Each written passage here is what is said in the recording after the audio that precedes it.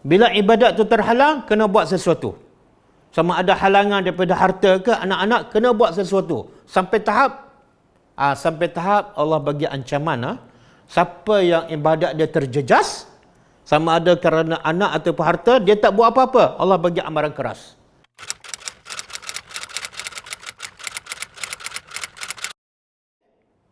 Sebab itulah bila matlamat hidup kita ni zikrullah.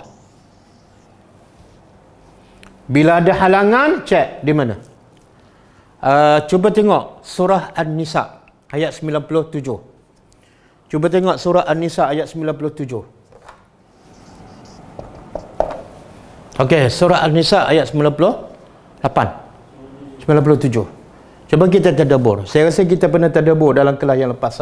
Tapi saya nak kait dengan ayat kita belajar hari ini. Kenapa Allah kata anak isteri boleh jadi musuh? Dan Allah bagi amaran dalam surah Al-Munafiqun, jangan sekali-kali anak kamu dan isteri kamu, harta kamu melalaikan kamu daripada zikrullah. Makna Allah nak beritahu matlamat utama kita hidup ialah untuk zikrullah, untuk beribadat padanya dan mentaatinya. Jadi kalau ada halangan yang menghalang kita daripada mentaati Allah, maka anggaplah ia adalah sebagai musuh. Tapi kalau syaitan, perangi. Tapi kalau anak isteri, berhati-hati dan ambil langkah. Okey? Sekarang Allah nak beritahu bagaimana Allah nak beritahu pentingnya matlamat hidup, iaitu zikrullah, mentaati Allah. Pentingnya beribadat pada Allah. Bila ibadat tu terhalang, kena buat sesuatu. Sama ada halangan daripada harta ke anak-anak, kena buat sesuatu. Sampai tahap Allah bagi ancaman. Siapa yang ibadat dia terjejas, sama ada kerana anak ataupun harta, dia tak buat apa-apa, Allah bagi amaran keras. Cuba tengok dalam ini. Innal lazina, ada terjemahan. Sesungguhnya orang-orang yang tawaffahumul malaikah, orang-orang yang diwafatkan oleh malaikat.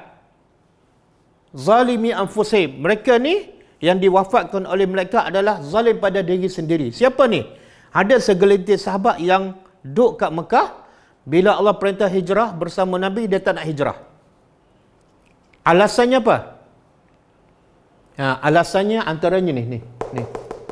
Ayat ni sebenar, ayat yang kita belajar ni, surah At-Taghabun, antara sebab turun ialah ada sebahagian suami, sahabat, bila nak hijrah, isteri dia buat alasan. Bang, kita sekarang duduk kat Mekah dah lama, beranak kat sini, harta kat sini, anak sekolah kat sini, nak pergi ke Madinah, tak tahu masa depan, sekolah pun tak ada, masa depan pun tak ada, kerja pun tak ada, rumah pun tak ada, tak tahu nak hidup macam mana, nak makan apa. Masa tu suami, isteri jadi musuh. Anak pun sama. Abah, kita tak boleh pindah ke Madinah sebab kawan saya dah lama kat sini, kawan saya semua dah kat sini, pada permainan semua saya dah biasa kat sini, kenapa nak pergi kat sana? Masa tu anak jadi musuh. Sebab apa? Sebab dia menghalang suami daripada mentaati Allah. Maka sebab tu Allah bagi ancaman keras. Orang ni yang tak berhijrah kerana halangannya harta, halangannya anak isteri, Allah kata orang ini adalah zalim kepada dirinya sendiri. Zalim, kenapa? Sebab tujuan kamu dicipta untuk beribadat. Tiba-tiba ibadat kamu terhalang, tapi kamu biarkan macam tu. Kamu adalah zalim. Kamu tak faham tujuan kamu dicipta.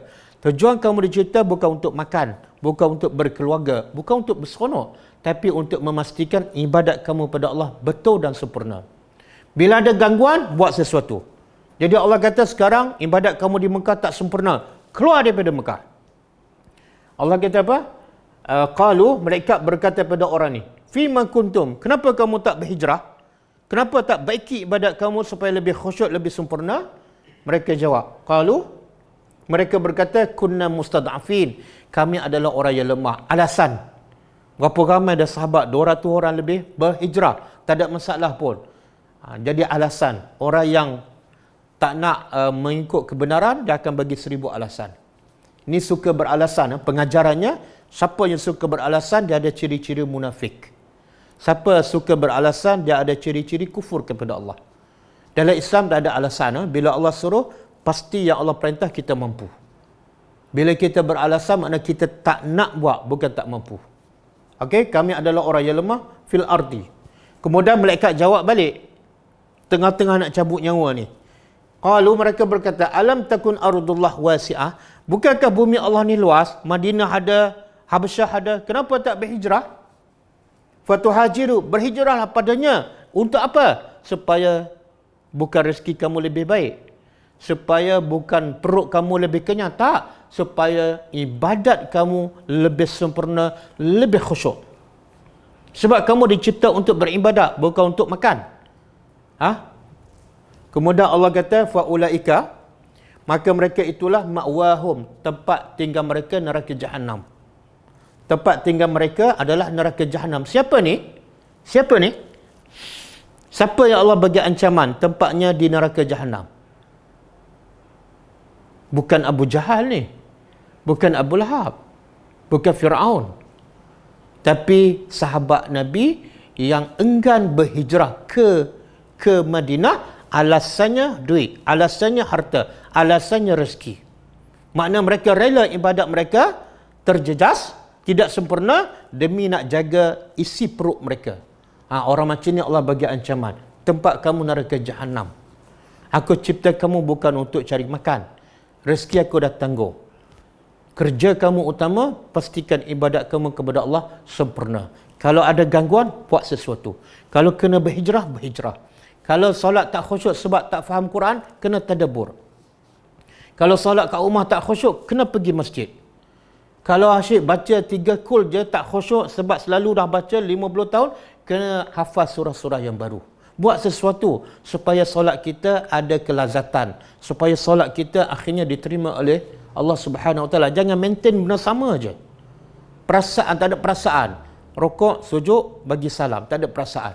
Kena buat sesuatu. Siapa tak buat sesuatu, Allah kata, tempat mereka yang paling sesuai ialah neraka Jahannam. Okey?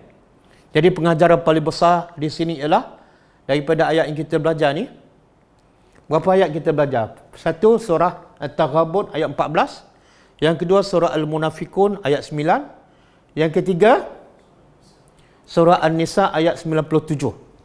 Gabungan 3 surah ni sangat jelas memberi pengajaran pada kita, iaitu hidup kita ialah untuk beribadat pada Allah. Dan antara penghalang yang mengganggu ibadat kita, kadang-kadang syaitan, kadang-kadang dalam rumah kita. Kadang-kadang orang paling kita sayang, paling dekat dengan kita. Berapa ramai yang sanggup habis masa untuk isteri, untuk anak-anak, tapi tak sanggup habis masa untuk Tuhan dia.